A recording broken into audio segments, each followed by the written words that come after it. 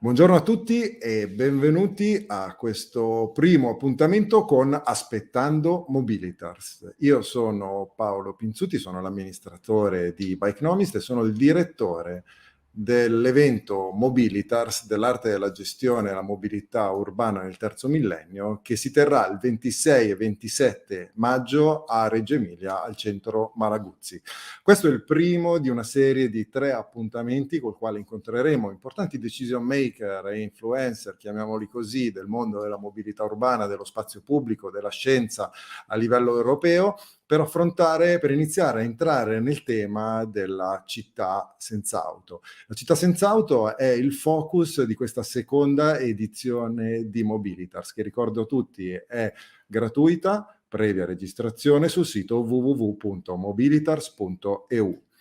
L'ospite di quest'oggi è un personaggio importante che ha saputo creare con leadership un grandissimo cambiamento in una delle più grandi città europee, la città di Parigi. Il suo nome è Christophe Najdovski, è stato l'assessore alla mobilità del comune di Parigi e al secondo mandato della sindaca Hidalgo oggi ricopre il ruolo equivalente a quello che è dell'assessore all'ambiente. Se vedete dei sottotitoli qua sotto, non preoccupatevi, niente di strano, è che adesso cambieremo lingua, passeremo all'inglese, ma potete continuare a seguirci seguendo appunto quello che è scritto nei sottotitoli con la traduzione. La traduzione d'altronde sarà anche disponibile per i partecipanti al MobilitARS, visto che avremo una serie di ospiti internazionali che racconteranno in inglese la loro esperienza e spiegheranno come e perché realizzare città e senza auto. Ma bando alle ciance, passiamo subito al nostro ospite. So, welcome Mr. Najdovski, Mr. Christophe Najdovski. Thanks for being with us. Thank you for your invitation. Christophe, may I call you Christophe? Yes, of course. Okay. Would you like to introduce yourself to our audience? Yes, I'm Deputy Mayor of Paris. I was in charge of transportation and mobility policy during the last mandate until 2020. Now I am in charge of revegetation and green spaces. Okay. But I always work also on mobility policies, as I can show you with a short presentation and with the discussion that we will have together. Yeah, okay, great. So I introduce your presentation, which is this one. Yes. So, Christophe, just a question. You played a big role in the first mandate of Madame Hidalgo, your mayor, about turning Paris into a people-friendly city, more than car-centric, right? And you know yes, that... it's our role, and it is also our conviction. So we had the conviction that if we want to keep our cities livable, and if we want to have not just car-oriented cities, which was the policy for decades and decades in all our cities where we are living, and if we want to bring more space for people, we had to do something. And that's what we tried to do during these last years in Paris. Yeah, okay, great. So let's go to your presentation. The stage is yours. I have a small presentation with some slides to show you what we try to do in Paris. First of all, I always like to take this example because this is a very busy street in Paris. It's called Rue de Rivoli. Which is one of the most busiest streets in Paris. Until 2019, it looked like this, and now it looks like that. So you can see a big transformation about the design of the streets and of this street. And this is an example of what we are doing today in Paris, a big transformation. This is a radical transformation of a car-oriented city and street to a bike-friendly and people-friendly city. So this is a picture taken a few months ago, and we have the same picture today. It was a temporary bike lane, but now it will be a permanent bike lane, very wide, as you can see, 4 meters for each side. And when you build bike lanes, you have a motto that tells that cyclists will come. And that's the reality. If you put infrastructures for cars, you will have drivers and cars. But if you put an infrastructure for bikes, you will have cyclists. So this is a real indication of what the cities can do, and they can change radically even the most busy streets of their city. I would like also to tell you that we are redesigning the public space. All the squares of our cities were like big roundabouts, and now we are also giving a space to people. This is, for example, the Place de la République. You can see what it was before and what it is now, a big pedestrian zone. That is another example of going towards a car-free city. Another example that I would like to show you is the banks of the River Seine. They were transformed as expressways and highways during the last decades, and now 5 years ago we pedestrianized the banks of the Seine, and the people can be in front of the river, in front of the water, which is also a very important thing with the global warming and the change of our climate. So this is another example of redesigning the public space, bringing back the Riverside Expressway and turning to a pedestrian path instead of having motorized traffic. Here are some other examples of also the need to share space through time.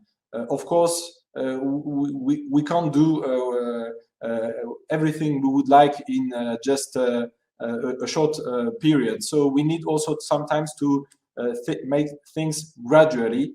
So that is the reason why, for example, for the Champs-Élysées, we pedestrianize them once a month. We have the aim and the goal to go to once a week, and then why not by the future to have a permanent pedestrianization. But as you can see, it works. We can also pedestrianize also the small streets for the children to have also some events for them. And another example was also what we did with our ring road, the Périphérique. During one night, a part of this expressway was also transformed into a festive velodrome during a cultural event called Nuit Blanche.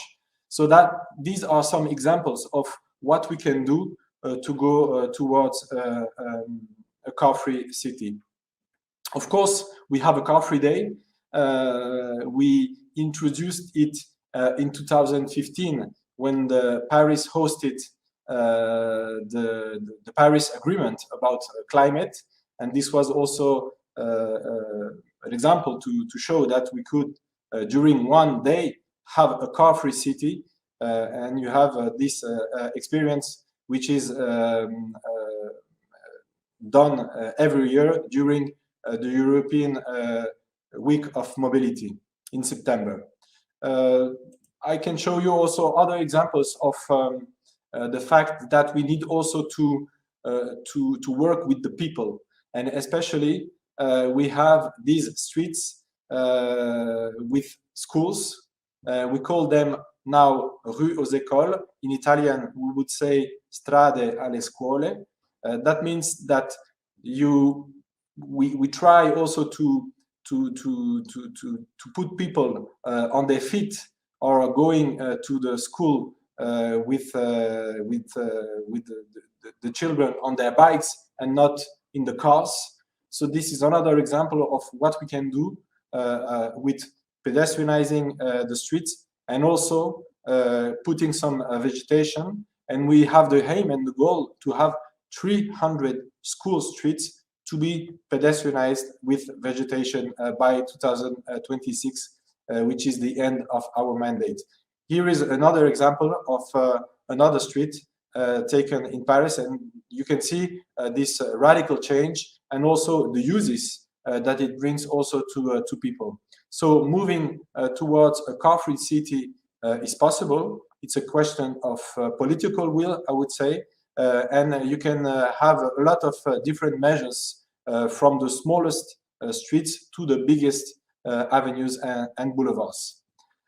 So I would like to end my short presentation with these two pictures, because just 5 years ago, these streets, Rue de Rivoli on the left and the bank of the Seine on the right, were full of cars with thousands and thousands of cars every day, and now there are pedestrian zones or zones for cyclists with huge bike lanes. So with the political will, we can make huge changes, and it's not also a political problem, because our mayor, Anne Hidalgo, was re-elected in 2020, despite, of course, the resistances and the discussions that some tried also to say that it will be too radical, but the Parisians voted for that, and they want also more and more these kind of perspectives for their city. Well, that's wonderful. Thanks a lot for sharing your experience as a mobility mayor in Paris. I have a couple of questions for you right now. And now you are the mayor, the deputy mayor for environment and green, how to say, reforestation, you say, right? Yeah. So may I say that in the first mandate you removed the car, and now you are trying to plant trees instead of the cars? Yes, we can say that. I like the motto that says, imagine every car parked is a tree. So in our streets, the cars took all the space. We had decades and decades of car-oriented cities in which cars took all the space. And now we have also different uses, and we can also remove the cars and just put trees instead of cars. So that is what we are doing now. We have a plan to remove half of the car parkings in the streets by 2026. That means 60,000 parking spaces that will be removed and transformed into planting trees or bicycle lanes or parking for bicycles. So we are continuing this big transformation, because we know also that we have a big challenge about climate change, and this is also part of the transformation of the cities that we need today to face and also to adapt our city to the climate change. But what's the relation between cars, trees, and climate change? Well, everyone knows that cars are emitting pollutants, and especially greenhouse gases. Of course, a tree is also keeps the CO2, and if you drive by bike, of course, that you are not emitting nothing. So this is also a part. It's not, of course, the only way of tackling climate change, but we know that the transportation system has a huge impact on global warming, and this is a part of a local and a city political change that we can do in our cities. Okay, and what was the reaction of your citizens about your changes in the city? I mean, it was a big change, and yes, it was a big change, but they elected us for that first. So this was the promise. They were expecting also this kind of changes. Okay. And when we did that changes, it was also an example that is possible. And when people are experiencing the change and the fact that is possible, they want also to continue with us. So we had the chance to be re-elected in 2020 at the local elections with a new platform, continuing this policy and bringing more trees, more vegetation, less and less cars, more space to people, to public transport, to bikes, to sidewalks for pedestrians and pedestrian zones. So that is why we were elected, and that is also what people want today. Okay, and I mean, as a citizen, if a citizen come to you and say, "What should I do with my car right now?" I mean, you remove of the space for the cars. What should I do with my car, actually? Well, you can sell it, and you can just use. If you need a car, sometimes maybe we as citizens, we sometimes can need a car. We don't need to own a car. We can just share it with other people or rent a car sometimes when we eventually need a car, but we don't need to own a car. The car is the more inefficient way of moving in our cities. It is polluting, it is not going fast. The average speed of a car is 15 kilometers per hour in Paris, which is the speed of a bike, and the metro is faster. So it takes a lot of space, 10 square meters to move just one person. So that is a very inefficient way of moving. So if we want also to have efficient local policies, we need also to remove the space that was given to cars and to bring it to people for other uses. So there are a lot of possibilities of reusing this space. You can have wider sidewalks, you can put vegetation, so you can do a lot of things with the space that was privatized by the cars and the own cars of persons that are not using them a lot, because you know that a car stays parked maybe 90% of the time. So it's not an efficient way of using the public space. We are doing a more efficient policy with removing cars. That's great, but I mean, I want to be the devil's advocate right now, and I know that many people which are listening to us right now are thinking, well, that's easy to do in Paris, but we are not living in Paris, and many of your colleagues from Italy are thinking, my city is different, it will never work here. What would you say about that to those people? Well, I would say that 5 years ago in Paris, no one could expect maybe this kind of changes and quick and radical changes. Some people said to us, we are not Amsterdam, we are not Copenhagen, we have a different culture. No, it's not a question of culture or genes. It's a question of political will. And if we have the political will, we can do that change in every city of Europe. It's not a question about culture or what. So, of course, every city has its specificities. So, but we can do things step by step and with, of course, a local approach. But if we have the political will, we can do big changes.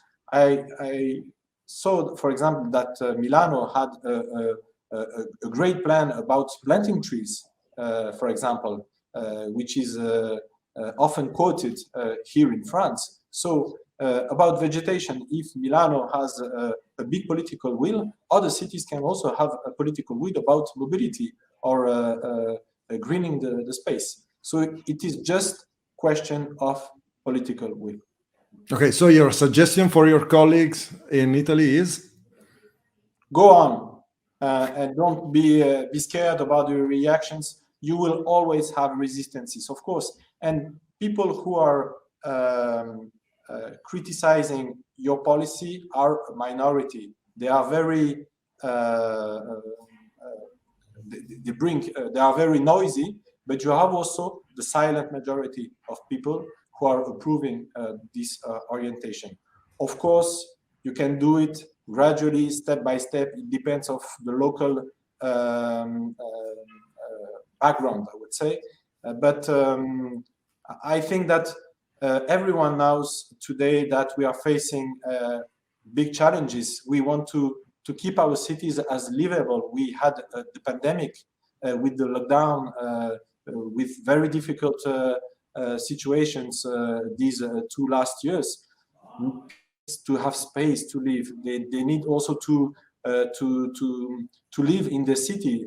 So if we want that, we need to give more space to people. So that means less space for cars and more space to the other ways of using the city, and especially for people. That's great. That's great. So, Christophe, thanks a lot for your time. I'm sorry you won't be with us at MobilitARS in Reggio Emilia, which I remind, Yes. 26th and 27th May. But thanks for Maybe, being with us. maybe next time. Maybe next time, maybe next year. I'll switch to Italian to say goodbye to our audience right now. And quindi abbiamo visto il caso di Parigi. Questo è solamente uno degli esempi che volevamo portare a MobilitARS. Alcuni li abbiamo portati, altri li copriamo online. A tutti voi do l'appuntamento per il 26 e 27 maggio a Reggio Emilia in presenza per vedere gli altri 30 relatori che ci spiegheranno perché realizzare città senza auto e come farlo. Grazie a tutti e a presto.